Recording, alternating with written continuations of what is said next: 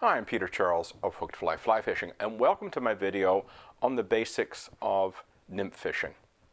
Now, in this particular kind of fishing, what we're trying to do is get our fly right near the bottom where the fish are feeding.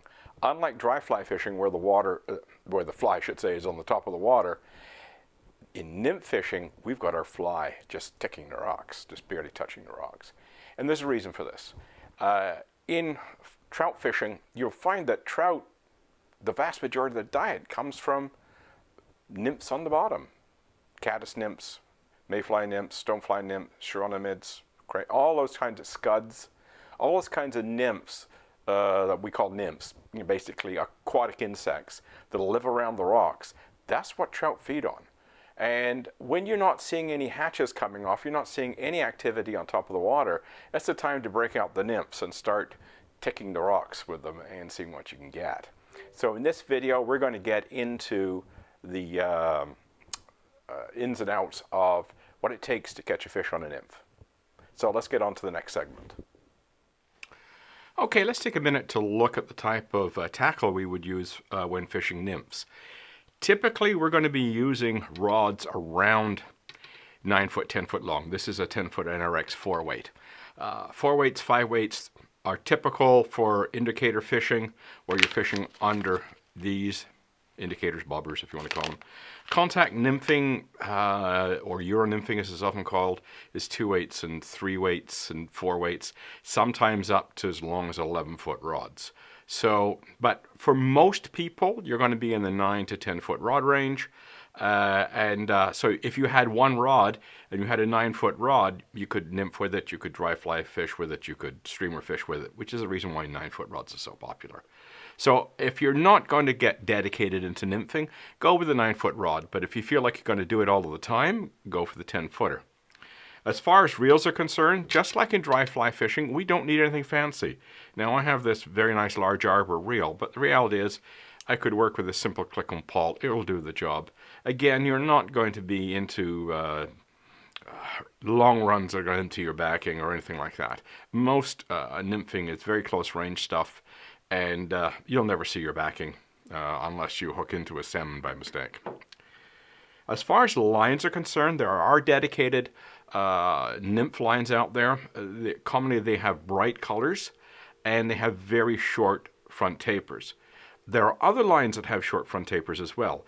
Bass and pike lines have short front tapers, and this Kelly Galoop streamer line has a short front taper.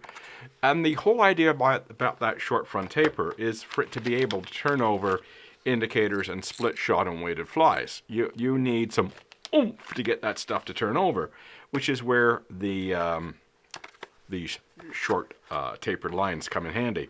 So I use the Kelly Galoop streamer line as my generic all-around line for bass, for nymphing, that sort of thing. But if you don't want to go to the expense of having a specific line for nymphing, you can go with something like this. This is an Airflow Exceed. Now this is a slightly overweight line with a moderate front taper around 6 foot.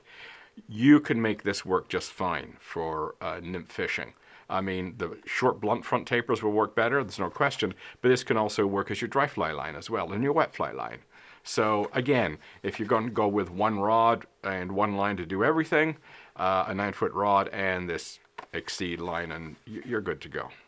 When you're looking at the flies, again, we're looking at mostly caddis and mayfly nymphs. Stonefly nymphs are often popular as well. Chironomids are popular as well, but the primary ones are caddis and mayfly. Difference is caddis look like little worms and mayflies have tails and often legs. So that's the primary difference between the two. As you can see, these have beads on them, and the idea behind that is to get them down, because when you're nymph fishing, you're fishing close to the bottom. You want your fly right at the bottom. You want it to be just sort of ticking the odd rock. So it's required that you get down, and that's where the weighted fly comes in handy. You can also use split shot and indicators. I've got a video on that, explains how that all works. I've got a video on the leaders as well, so if you want to check that out. So that's basically the tackle.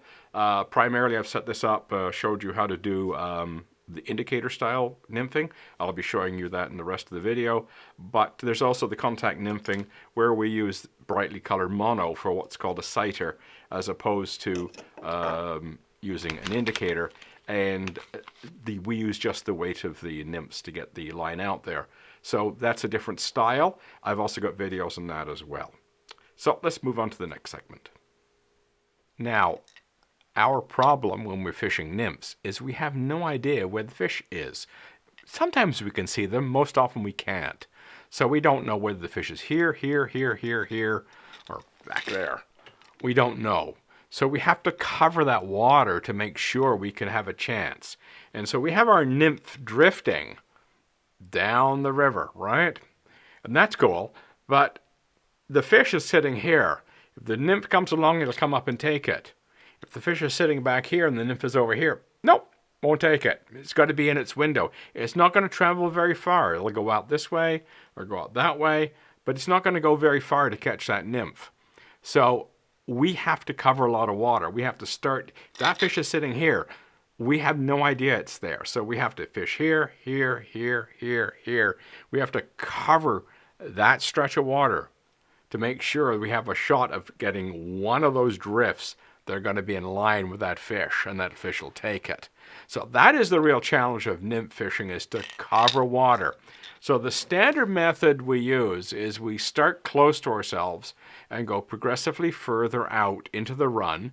And then when we've covered that section and we haven't got a fish, walk down a few feet, 5, 10 feet, and start the process again, close to too far away. And in that process, we cover water. In dry fly fishing, we're targeting a rising fish. We don't get that luxury with nymphing. We have to just be very methodical in how we cover water so that we can be reasonably sure that if there was a fish there, it's our nymph within its range where it will move to take it. Because if it's not within its range, it'll ignore it. So if you put one cast here and one cast out there, and it's in between, nope, it's not going to take it. And if you thought you covered the run and moved on, well, guess what? You didn't cover the run. So you have to be very methodical. Start close, move out, keep your drifts, in control. Your drifts, depending on the current speed and everything else, it could be far, it could be slow, it could be relatively close, it could be relatively far away. But whatever it is, as long as you've got maintaining control and you've got that dead drift going, you're good, okay? Sometimes with very fast currents, that may be 5 to 10 feet. In very slow currents, it could be 20 or 30 feet that you can cover. But you can cover that distance and then cover the depth of it. Now, as far as what kind of water we should be covering, when you look at this next segment, you'll see that I've got slack water that I'm standing in, but there's a current seam going in front of me. And this depends on the species, mind you, but browns tend to be sitting in the slower water, will move into the fast water to take food, then move back to the slower water. Rainbows, on the other hand, are quite comfortable sitting in faster water. So, you have to keep your species in mind, but in this particular creek where I'm fishing, there's both. So basically what I'm doing is I'm fishing the fast edge that's closest to me, and then I move out to the fast edge that is furthest away from me. I don't fish the slack water. I'm fishing the seam in front of me, and I'm fishing the seam the furthest seam away from me, and I'm fishing everything in between. And that's often, not always, but most often, it is shown to you by the foam line. There will be natural foam running down the middle of the run.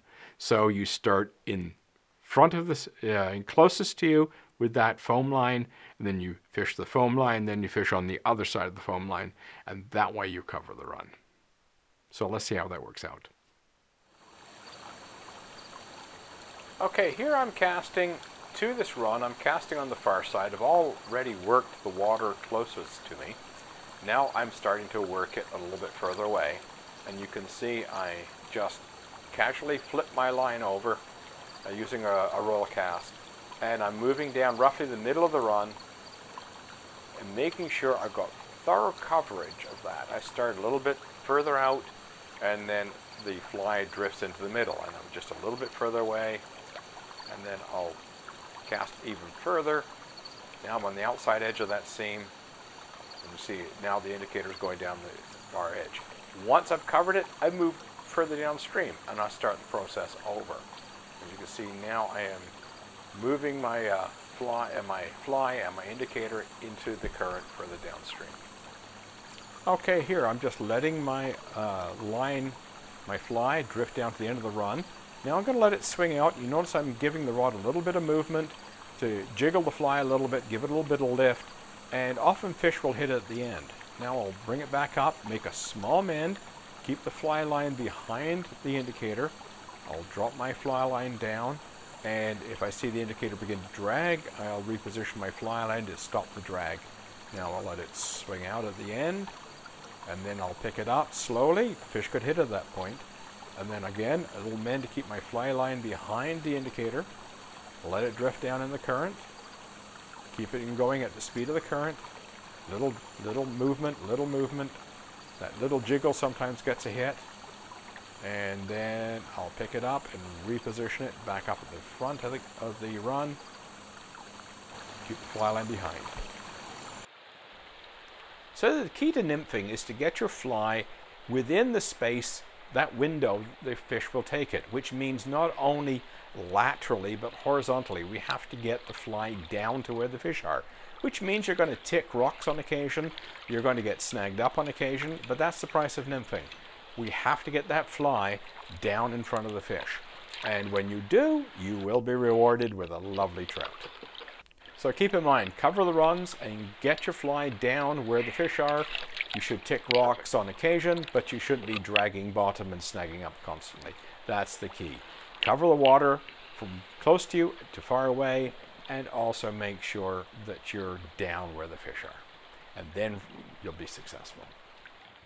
Okay, now you can see what it takes to catch a fish on a nymph. Now remember, trout get the bulk of their diet from insects that live down in the rocks, not the insects on top.